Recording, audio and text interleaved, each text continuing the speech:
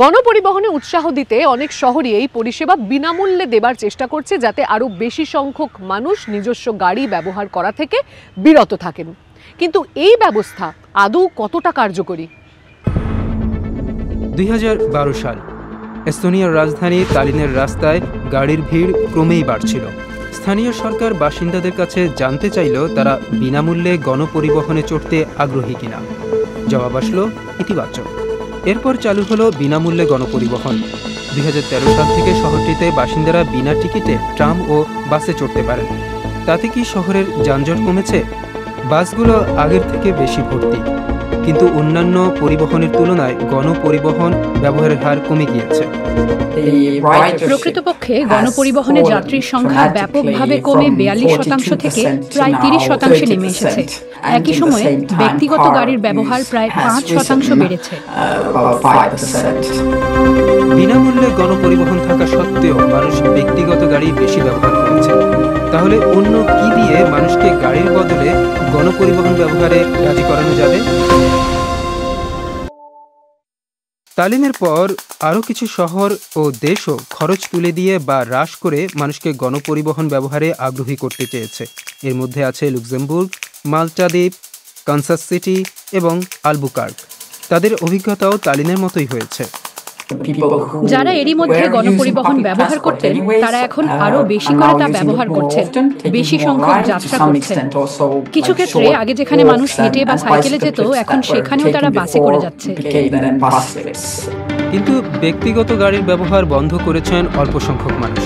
তালিনে বিনামূল্যে গণপরিবহন চালানোর জন্য বাসিন্দা পিছু বছরে 40 ইউরো খরচ হয়।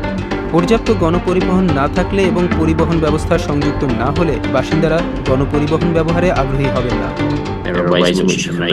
সিগন্যাল ব্যবস্থার উন্নতি, বাসকে অগ্রাধিকার দেয়া ইত্যাদি নানা উপায়ে যাত্রাকে আরো সহজ, সময়নিষ্ঠ ও নির্ভরযোগ্য করা যায়।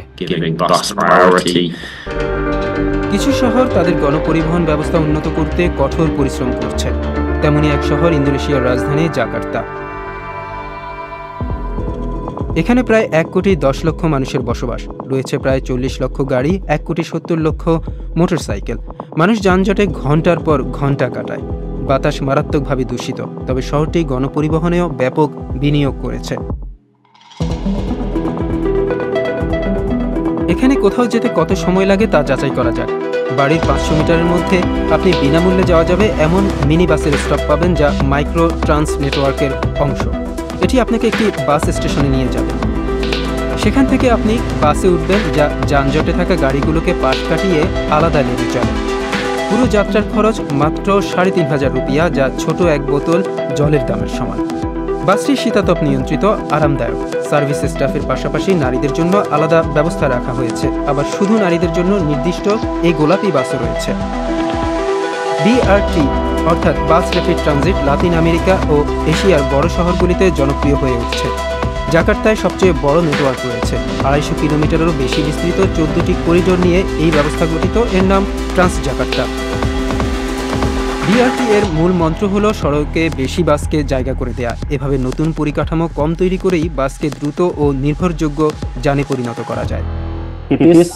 মাইক্রো ট্রান্সের সঙ্গে যুক্ত হওয়ার কারণে এটি আকর্ষণীয়।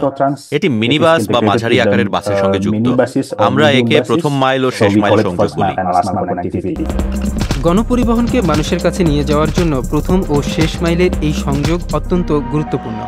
জাকার্তায় যা এই মিনি বাসগুলোর মাধ্যমে করা হয়, তা সাইকেল বা স্কুটারের মাধ্যমেও হতে পারে। এগুলো আগে বেসরকারিভাবে চলত, কিন্তু এখন তা সরকারি ব্যবস্থার সাথে যুক্ত হয়েছে। মোট যাত্রার প্রায় 10% এখন গণপরিবহনে হয়। এখন কম মনে হলেও সরকার বড় লক্ষ্য নিয়ে কাজ করছে।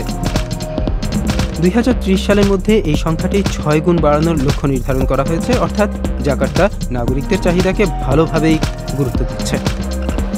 তবে তারা এখনও সঠিক ফর্মুলা খুঁজে পাননি, কারণ গণপরিবহন বাড়ার সাথে সাথে গাড়ি ও মোটরসাইকেলের যানজটও বেড়েছে। যানজটের সমাধান হিসেবে দশকের পর দশক ধরে বেশি লেন, বেশি রাস্তা, ফ্লাইওভার ও ফ্রি পার্কিং তৈরি করা হয়েছে। জাকার্তাও তাই করেছে। কিন্তু এভাবে রাস্তা খালি রাখা যায় না। ব্যক্তিগত গাড়ির জন্য যত বেশি জায়গা রাখা হবে, তত গাড়ির সংখ্যা বাড়বে। কয়েক বছর পর রাস্তা আগের চেয়েও বেশি যানজটে ভরে যাবে। একেই ইংরেজিতে বলা হয় ইনডিউসড ট্রাফিক বা প্ররোচিত যানজট।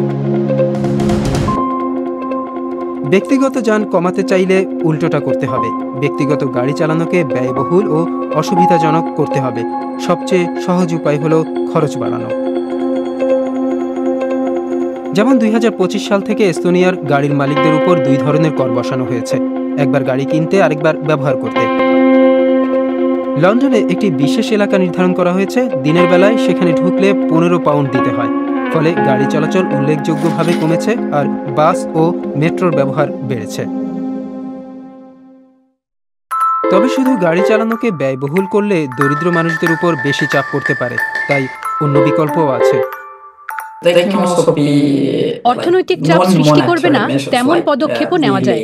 শহরের নকশা বদলে ফেলা যায় যাতে সবাই গণপরিবহন ব্যবহারে উৎসাহিত হয়।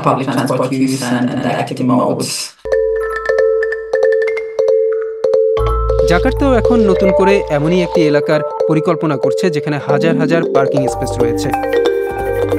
সবচেয়ে গুরুত্বপূর্ণ হলো বড় এই লোকালয়টির পাশেই গণপরিবহনের কেন্দ্র গড়ে তোলা হয়েছে, যেখান থেকে বাস, রেল 2 ধরনের যানই ব্যবহার করা যাবে। উন্নত বিকল্প গণপরিবহন ব্যবস্থা তৈরি থাকলে তবেই ব্যক্তিগত গাড়ি চালকদের উপর চাপ সৃষ্টি করা যাবে। ব্যক্তিগত যানের মতোই গণপরিবহনের ক্ষেত্রেও চাহিদা ও প্রত্যাশা এক একজনের কাছে এক এক রকম। তা হতে হবে সহজ ও উপভোগ্য, সাশ্রয়ী ও সহজলভ্য, নির্ভরযোগ্য ও আরামদায়ক। এভাবে প্রতিটি শহরই যানজট, পরিকাঠামো, বাজেট, চলাচলের অভ্যাস ইত্যাদি বিবেচনা করে ভিন্ন ভিন্ন অবস্থান থেকে কাজ শুরু করেছে।